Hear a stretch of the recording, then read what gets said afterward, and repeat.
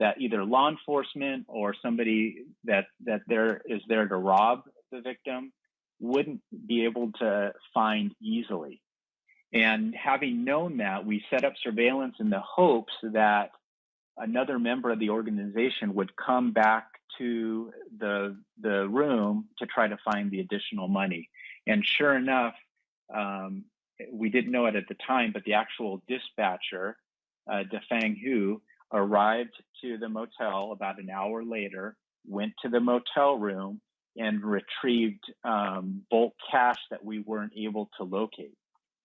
But it allowed us to get her vehicle information and also do moving surveillance to identify where she went, which happened to be back in the LA area. All right. So that's kind of in a nutshell, the setup from street level case, and then doing some extra steps to start to work your way to a more organized crime case. So we identified the dispatcher. She took us back to her place, which also happened to be the dispatch center, and then later took us back to Jerry Wang's house, who was the kind of the mastermind of the operation, and then also helped us to identify the courier. So just simply that surveillance allowed us to connect the dots and identify the other people that were involved in this organized HT group. Okay, so what's the problem with these types of crime is you've got victims who are bringing in a bunch of cash, and you've got to Jerry had to find a way to try to infuse that cash back into the financial system. And it's much like in the movie Breaking Bad, where literally Jerry is looking at a bunch of cash, and we found this out later, and he was having trouble getting it back into the financial system quickly, which helped us in our case. So the victim's bank account, I mentioned we found the receipt in the motel room. I wrote a search warrant for bank records. This Chinese immigrant who had only been in the United States for a short period of time was bringing in about $40,000 in cash in a 6-month period prior to our contacting her.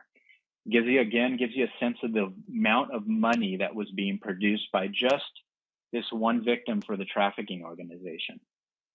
But in looking at the bank records, what was also interesting is we were able to see that $40K was also being withdrawn, and it was being withdrawn in the same geographical area that we followed the dispatcher from, which was in the San Gabriel Valley of Los Angeles. And they were withdrawing about the same amount of money, about $40K, from that same bank account. And you actually can get the photo still to see the withdrawals being done at the ATM or the teller window. We also noticed that the victims' deposits were being made throughout California. And when we were able to track it, it was in the different counties that I showed you where the brothel locations were located.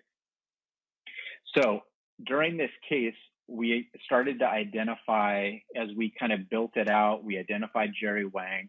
We did surveillance on him, started to look at his financials. We recognized very quickly that he had 2 shell companies that he had opened up. One was a property management company, and the other was a company to recruit international students from China and Taiwan to the United States to learn English and learn job skills.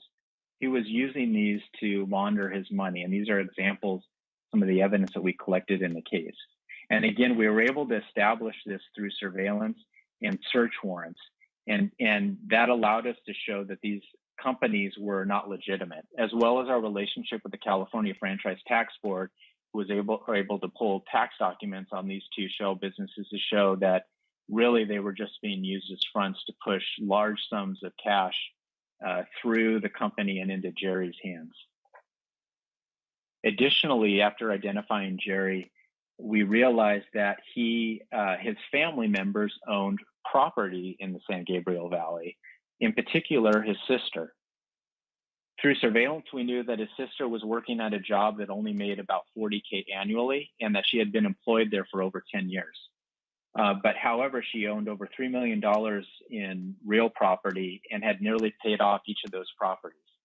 Again, through identifying county public records, going through the title documents, then going through escrow documents and identifying the funding instruments, so the financial accounts that were used to fund the purchase of these properties, it allowed us to identify additional bank accounts that ultimately we were able to tie back to Jerry Wang, tie back to the shell company, tie back to the courier and the dispatcher, and ultimately back to the victim. So again, you're able to see the movement of money from the victim to our trafficker.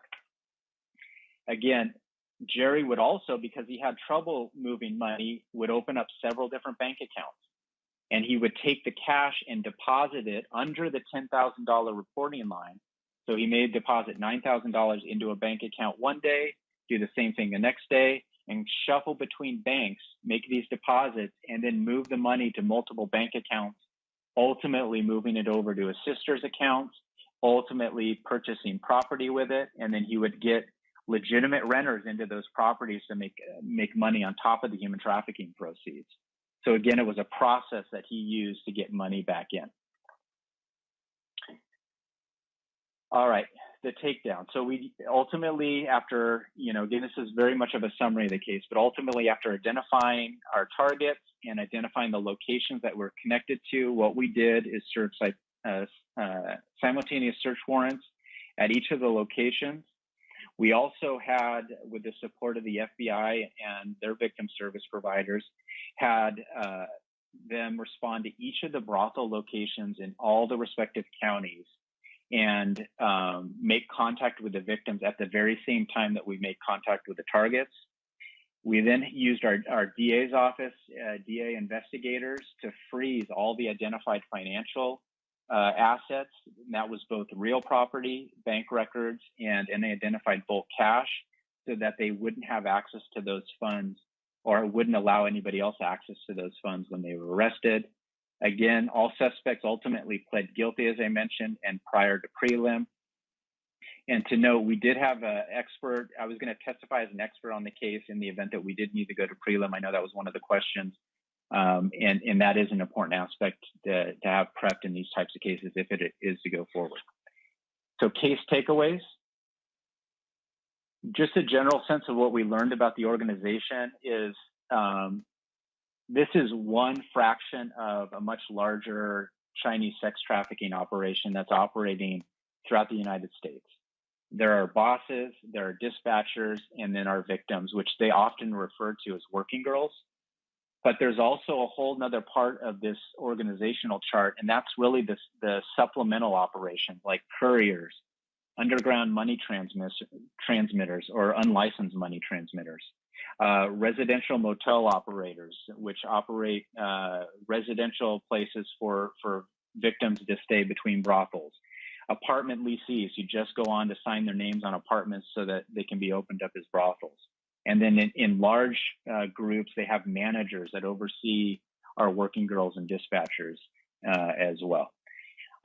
The other part of our takeaways is when we make contact with each of the brothel locations, we did make contact with each of the victims that we identified. Many of them did initially want services through our service providers.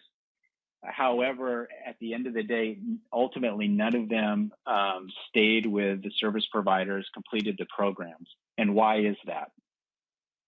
The problem and what we didn't recognize at the beginning of this case is we didn't have the capacity to bring in culturally competent service providers in this case. It was a huge lesson that we learned. And if you are going to do these cases, you have to have somebody who understands the culture, but also understands the victimization in these types of cases. That is a key conversation to have on the front end. All right, as my time's getting short here, I'll start moving through the last part. So case organization in these cases, these large cases, is absolutely necessary. You can get away with not being organized in a smaller case, but in these cases, if you're not organized, your prosecutor likely is not going to file a case for you because they're not going to really understand the evidence, be able to find the evidence. And I could spend 2 hours on case organization in and of itself, but it is absolutely crucial. And then finally, these cases can't be done without partnerships. As Jane mentioned, in order to build a good case, you have to bring good people onto your case. And I was very fortunate in that we had that. I had wonderful members of the FBI, the United States Attorney's Office, the California Franchise Tax Board, and several local law enforcement agencies in California that participated and assisted in this. And most importantly, we had a wonderful relationship with our local service provider. Interface Children and Family Services played a key role in helping to identify victims in this case and provide services for those victims in the case.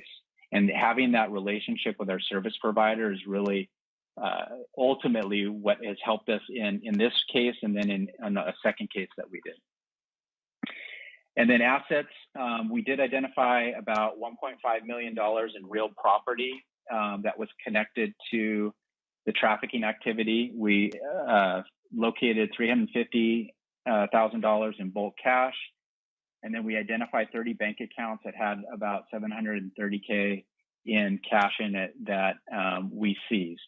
And ultimately, the U.S. Attorney's Office moved on the bulk of those assets. They didn't move on all of it, but they moved on the bulk of the assets that we were able to seize. And with that, Jane, I will pass it off to you. Awesome. Thanks, Nick. So not to belabor the point, but I think Nick's presentation really highlights that by identifying the financial accounts and the property that is either being used to facilitate the crime or actually benefiting basically homes that the traffickers are using, you can really go after the trafficker's property and the information and the profit that they're making from it. So asset forfeiture applies for federal, state, and local law enforcement. We have the ability to seize property without compensation if it's involved in the crime that we are investigating, whether sex trafficking or forced labor. We want to do that because we want to deprive the traffickers of their ill-gotten gains. We also want to use it to restore victims. Forfeiture and restitution should always be complementary. As I mentioned early in the presentation, you should be seeking to include those allegations in your indictment. On the federal side, we are obligated to notify the defendant of any forfeiture that you may be seeking.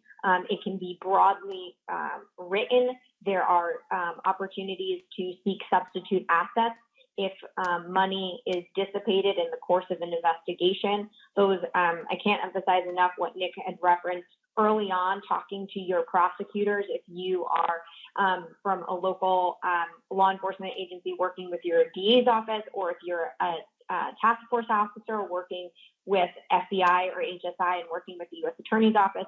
These are incredibly important conversations to have early and often as your investigation is moving forward. I just wanted to include the specific statutes on the federal level for forfeiture and restitution that you can be citing.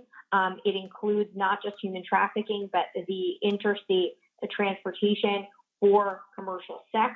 That is a recent addition to the statutory language. And what you can see is anything from real property to more of the intangible personal property, meaning medical licenses or professional licenses if you have an attorney who's involved, right? We have immigration attorneys who may be facilitating and working with your trafficking experts. And then also websites. That's something we're not going to get into very much, but we have several federally investigated cases, such as Backpage, such as CityX Guide, where we have seized the actual platforms. And with some of our more recent statutes, the state level also has the opportunity under the more recent SESTA-FOSTA to go after these types of websites if that's happening in your jurisdiction.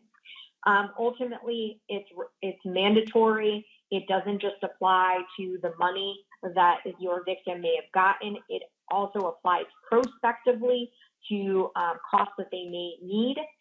So ultimately, very important to keep that in mind.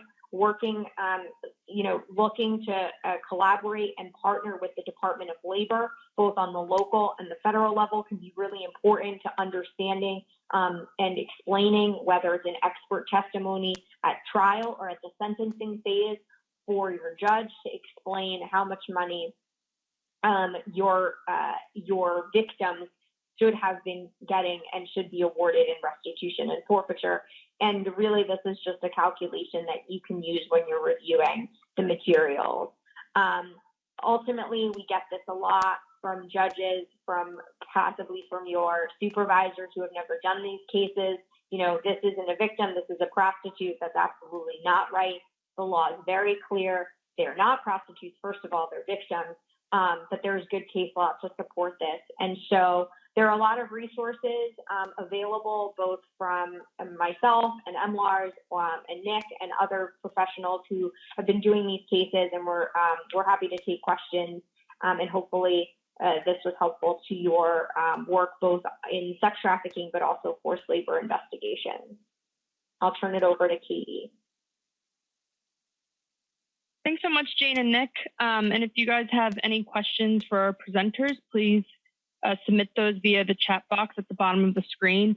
And also, just to make a quick reference back to the previous slide, this resource will be made available on the Law Enforcement Sensitive Information Only forum on Task Force Connect, as well as via this link on the screen if you do not have a Task Force Connect account.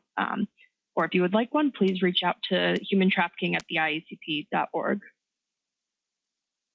Also, as questions come in, I'd like to highlight the TTA that IACP provides to enhance collaborative model grantees and the broader human trafficking field. You can find this flyer in the resources section at the bottom of the screen. All right, let's answer some questions from the audience. Again, if you have any questions for the presenters, please submit them through the chat box. We will answer as many as we can before the end of the webinar and make sure to follow up with any additional questions that we aren't able to get to via email. So the first question is for you, Nick. So how early in these investigations do you begin working with your victim service provider partners? Do you work with them on advanced planning of operations? Yeah, I do. And I highly recommend it that you get them involved before you even start a case, or right as you're starting a case, and let them know what you expect from the case, especially as it relates to the victim. Because like I mentioned earlier, your service provider's got to do the same prep that you do. They have to know and understand what type of victim they're going to be coming in contact with, and then have resources at the ready to be able to provide for those. So having those conversations on the front end is absolutely essential.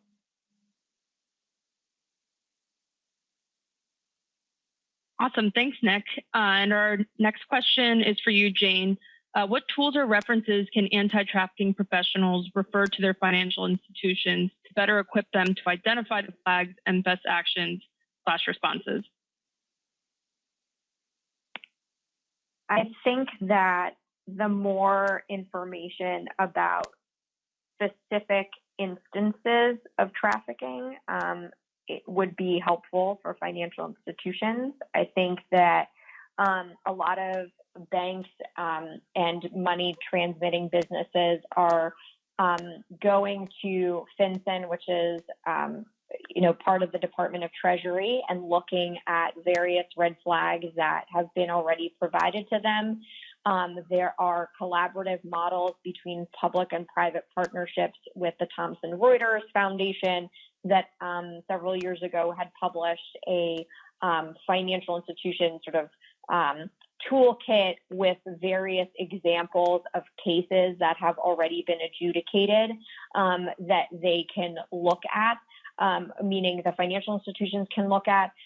There are specific, I think any time that it's harder for law enforcement to engage directly with financial institutions because we have law enforcement sensitive information.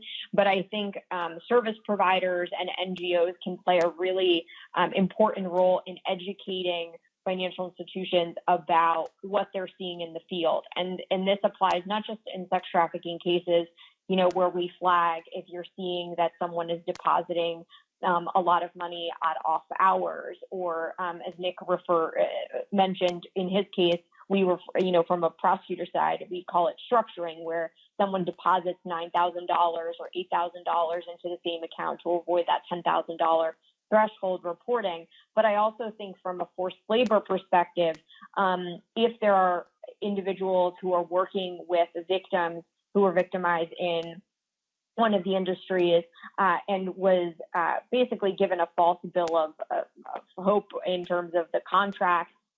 They thought they were coming to the United States to work in, and they have that documentation, or they don't have payroll records, and you flag that for a financial institution. I think that's really helpful, because if, you know, Jane Doe LLC is open and says that it's a construction company, and a financial institution is not seeing any regular payroll payments, or there are no QuickBooks payments, or, you know, ADP, and there's no health care being paid out to workers, that should be a red flag for financial institutions. And that's information that I think an NGO or a nonprofit can provide more directly to financial institutions, or, you know, engage with you know, that community more directly, so that it is not just an overall broad strokes topology of we see financial institutions potentially playing a role in combating trafficking and forced labor. It's actually saying, look, this was an instance that happened to, you know, Jane Doe. These were the indicia of financial transactions that were hitting your bank or hitting a different bank. This is what you should be looking at. I think that's very helpful.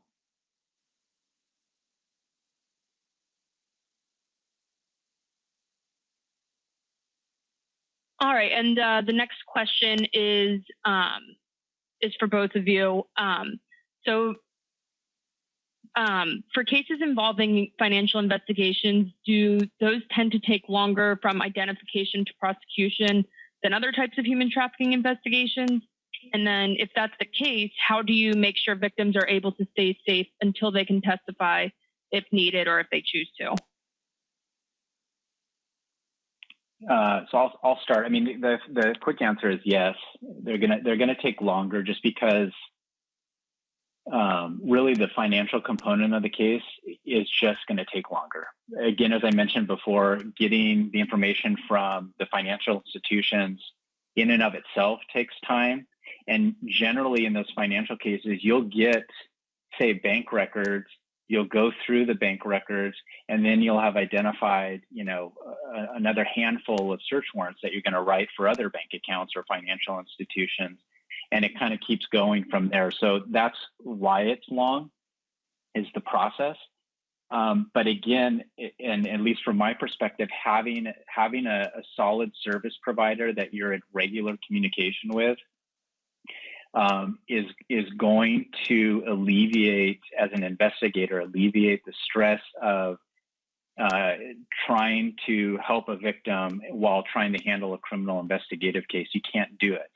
And that's why you leave it to the experts. You leave it to your service providers to really do the heavy lifting in providing the victim-centered approach, trauma-informed approach, ensuring that they're getting the proper resources, and also connecting that victim to additional resources that they may be eligible for. Now, for example, in our case, starting the continued presence process so that they had status in the United States was a huge hurdle that we were able to provide to them immediately, almost immediately upon contact, because we were already working with a federal agency and we had such wonderful service providers. But again, it is going to take time, and having service providers that are going to be there and support you in that lengthy case is going to help you still manage the case while you still have victims, if they're willing to testify, that are still there and receiving services. The only thing I would add, because I think Nick has really covered it, but from a prosecutorial perspective, that's where it's really key to have those conversations with your prosecutors, but also to make sure that they're having those conversations with their supervisors, because in a lot of these cases, sometimes you have prosecutors who have extreme, really good experience doing human trafficking cases, but don't necessarily have the experience doing a financial investigation, and making sure that people understand and have perspective as to expectations is really key, because that way there won't be those questions, well, I'm 3 months into this and I haven't gotten charges, and really thinking about it not just as a vice operation, but more of we're tackling this from an organized crime, transnational organized crime perspective. So that may mean that you need to develop sources, and while you're developing sources, you're also corroborating that evidence with your financial investigation.